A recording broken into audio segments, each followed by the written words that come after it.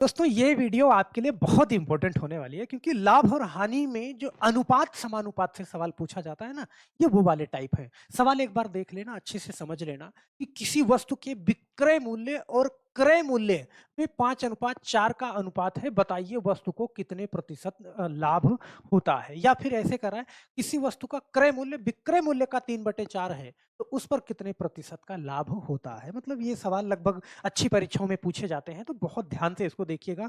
कुछ टाइप के छूटे थे लाभ और हानि के, मैंने कहा उनको भी करवा देते हैं कि कुछ भी ना छूटे। भले ही छोटी-छोटी वीडियो में कई पार्ट बन जा रहे हैं, लेकिन एक पॉइंट भी नहीं छोड़ने वाले, इस चीज़ को समझ के रखना। तो चलिए वीडियो की शुरुआत करते हैं, लेकिन हर वीडियो में आप जानते हो कि आपका कमेंट ज़रूर लेते हैं। यहाँ पे जो पिछली वीडियो का सवाल था कि ₹25 में 20 के भाव से खरीद कर और ₹18 में 15 के भाव से बेचता है रमन, तो रमन को लाभ या हानि प्रतिशत बताना था, तो 4% हानि इसका सही जवाब होगा और बहुत सारे लोगों ने दिया है। यहाँ पे जैसे सबसे पहला कमेंट है संजय यादव जी का, नमस्कार सर, मैं गुदड़ी बाज़ार, हाजीपुर वैशाली, बिहार से हूँ, 4% लाभ होगा। तो संजय जी आपका बहुत-बहुत आभार।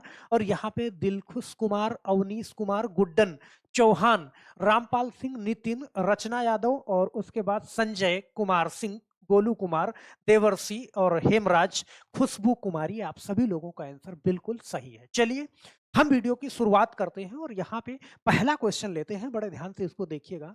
यहाँ पे करा किसी वस्तु के विक्रय मूल्य और क्रय मूल्य में 5:4 का अनुपात है, तो आप ऐसे समझना करा है भैया कि जो विक्रय मूल्य है, विक्रय मूल्य और क्रय मूल्य, इसमें कह रहा है कि 5:4 का अनुपात है। मतलब कि विक्रय मूल्य वो 5 दिखा रहा है और क्रय मूल्य वो 4 दिखा रहा है। आप अपने हिसाब से जैसे आपको सुविधा लगे, आप इसको क्रय मूल्य पहले भी लिख सकते हैं।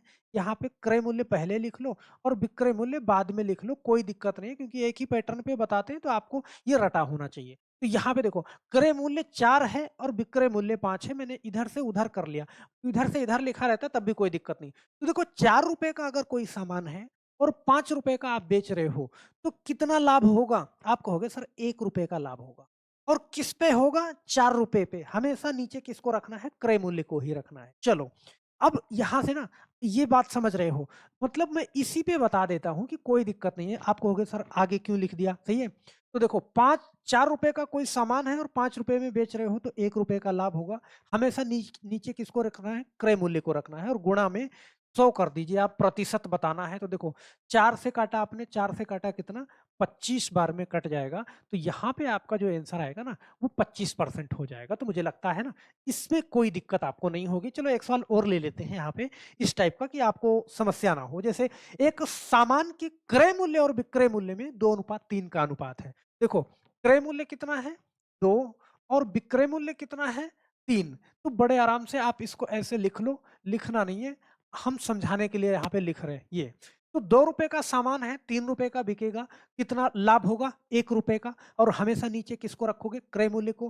गुणा में 100 कर दो फटाफट से। अब 100 कर दिया, बहुत आराम से यहाँ पे इसको काट सकते हो। देखो 2 से काटा कितना? 50 बार, सही है? तो इसका मतलब कि आपका आंसर भी क्या आ जाएगा? 50% आ जाएगा। तो मुझे नहीं लगता कि अगर ऐसे देगा तो आपको कोई दिक्कत होगी। अब थोड़ा और अच्छे लेवल का सवाल ले लेते हैं। यहाँ पे देखना, जैसे ये सवाल है कि किसी वस्तु के क्रय मूल्य और विक्रय मूल्य, ध्यान देना, यहाँ पे एक क्रय मूल्य और विक्रय मूल्य तो होगा ही होगा, कभी-कभी बीच में अंकित मूल्य भी एंट्री मारेगा। चलो, तो क्रय मूल्य और विक्रय मूल्य, अब सवाल को समझते हैं। क्रय मूल्य विक्रय मूल्य का 2/5 है। विक्रय मूल्य का 2/5 है। अब विक्रय मूल्य आप कोई भी ले लो, कितना भी ले लो, उसका 2/5 क्रय मूल्य रख दो। जरूरी नहीं है आप कितना भी ले लो। जैसे मैंने कहा कि विक्रय मूल्य में ₹15 ले लेता हूं, सही है, और इसका 2/5 क्या है? क्रय मूल्य है। कह रहा है कि वस्तु का क्रय मूल्य विक्रय मूल्य का 2/5 है। तो 15 का 2/5 कितना होगा? आप ये तो जानते ही हो। देखो 5 से काटो, 5 तिहाई 15 और 3 दूना 6। इसका मतलब कि क्रय मूल्य क्या हो गया? ₹6 हो गया। बहुत आराम से आपने निकाल लिया, सही है। अब देखो, क्रय मूल्य ₹6 है, विक्रय मूल्य ₹15 है। जब बेचोगे तो लाभ कितना होगा? आप कहोगे सर ₹9 का लाभ होगा। इतनी बात तो समझ में आ रही है, ₹9 का। अब नीचे हमेशा क्या करते हो? लाभ और हानि निकालते हो, क्रय मूल्य को नीचे रख के, और गुणा में क्या करते हो? 100 करते हो। बहुत आराम से कर दो। देखो, आप इसको काट दो, 3 तिया 9 और 3 दूना 6, ये काटा और 2 से काट दिया कितना? 50। तो 50 गुणा 3 कितना आएगा? 150 आएगा, 150%। बहुत आराम से आप इसको टिक कर दो, कहाँ? बी वाला ऑप्शन बिल्कुल सही हो जाएगा, सही है। अब यहाँ पे देखो एक सवाल और ले लेते हैं। यहाँ पे ये वाला सवाल बड़े ध्यान से देखना, किसी वस्तु को अंकित कीमत के, अब यहाँ पे देखो अंकित कीमत भी आ गई, मैं आपको समझा दूँ कि एक तो आपका क्या होता है, मान लो आप कोई सामान लेके आए, तो जितने का खरीद के लाए, वो तो आपका क्रय मूल्य हो गया। और आप उस पे कोई सामान अंकित करते हो, लिखते हो, ऐसे समझना, उस पे लिखते हो, सही है? तो जो सामान उस पे लिखते हो ज़रूरी नहीं कि उतने में ही बिक जाए, क्योंकि उस पे मोल-भाव होता है। भई जैसे ₹100 लिखा हुआ है या कोई शर्ट आप खरीदने गए, 1299 लिखी हुई है, तो ज़रूरी नहीं कि आप 1299 दे दो। आप बोलोगे ₹1000 दे 1000 चाहिए तो ठीक है, नहीं कोई बात नहीं। कोई महिला होगी तो अगर 1299 है ना, तो वो बोलेगी 300 लेना है तो लो, सही है? अब छोड़ो उस बात को। तो क्रय मूल्य और अंकित मूल्य उसके बाद आता है, जब फाइनल होता है तब बिक्री होती है, उसको बोलते हैं विक्रय मूल्य। तो मुझे लगता है कि ये चीज़ आप समझ गए।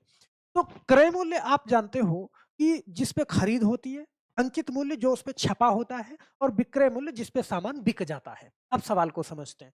तो रहा है किसी वस्तु के अंकित कीमत के 2/5 पर बेचने पर, मतलब जितना अंकित कीमत था, उसका 2/5 क्या है? विक्रय मूल्य है, ऐसे समझना। तो अंकित कीमत अब कोई भी मान लो, मैं फिर से एक बार ₹15 ही मान लेता हूँ, सही है? अंकित कीमत के 2/5 पर बेचने पर, सही है?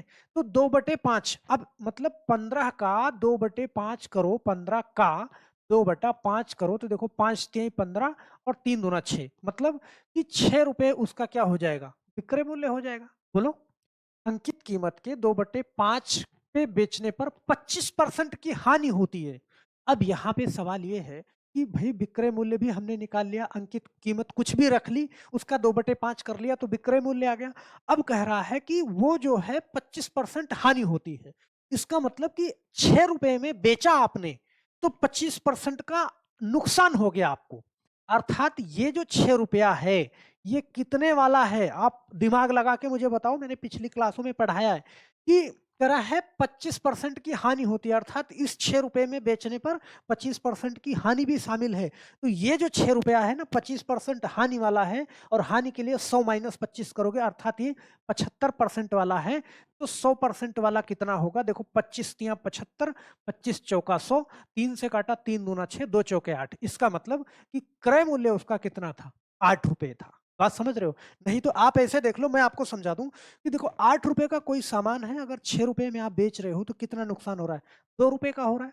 और किस पे हो रहा है? ₹8 पे, और गुणा में 100 करोगे तो देखो 2 चौके 8 और 4 से काटा कितना? 25, मतलब 25% का यहाँ पे क्या हो रहा है? नुकसान हो रहा है, सही है? तो इसका मतलब ये है कि आपको क्रय मूल्य भी आपने निकाल लिया, विक्रय मूल्य भी निकाल लिया, अंकित मूल्य भी निकाल लिया। अब सवाल कर रहा है वस्तु के अंकित कीमत और लागत कीमत में अनुपात बताना है। भैया अंकित कीमत क्या है? ये है। अंकित कीमत ये है और लागत कीमत क्या है? ये है। सबसे पहले क्या बताना है? अंकित कीमत और लागत कीमत। तो अंकित कीमत 15 और लागत कीमत 8। तो 15:8 होगा। मतलब ये पहले लिखोगे, ये बाद में लिखोगे, क्योंकि सवाल भी ऐसे बोल रहा है। लागत कीमत बाद में, अंकित कीमत पहले। तो 15:8 ऑप्शन नंबर डी वाला सही हो जाएगा। तो मुझे लगता है ना कि कोई दिक्कत नहीं है, बड़े आराम से आप कर लोगे। मैं आसानी से धीरे-धीरे करना आपको सिखा रहा हूँ। कहाँ तक आपका दिमाग चलता है, कहाँ तक आप सोच पाते हैं, इस बात को। एसएससी वगैरह में ऐसे क्वेश्चन बहुत ज़्यादा पूछे जाते हैं। देखना, कैलकुलेशन नहीं है, बस आपको समझना है। मैं समझाने में इतना टाइम लगा रहा हूँ। अब यहाँ पे देखना, चलो, तो मुझे लगता है कि इस टाइप का सवाल करने में आपको ज़रा भी दिक्कत नहीं आएगी, बहुत आराम से करो। तो एक सवाल आपको मैं यहाँ पे दे के जा रहा हूँ कि क्रय मूल्य और विक्रय मूल्य का अनुपात 5:4 हो, तो हानि प्रतिशत ज्ञात करो। अब मुझे नहीं लगता कि इस सवाल में आपको ज़रा भी दिक्कत होगी, मुँह ज़बानी आप इसका आंसर कमेंट बॉक्स में दे दोगे, तो आंसर ज़रूर देना। अगली वीडियो में आपका कमेंट आपके सामने होगा। तो मैं आशा करता हूँ कि ये वीडियो आपको अच्छी लगी, और शिकायत है आप लोगों से कि लाइक करके ज़रूर जाया करें और कुछ ना कुछ कमेंट ज़रूर डाल दिया करें। तो बस आज के लिए इतना ही, फिर मिलते हैं हम नेक्स्ट वीडियो में। तब तक के लिए आप सभी लोगों का बहुत-बहुत धन्यवाद। जय हिंद।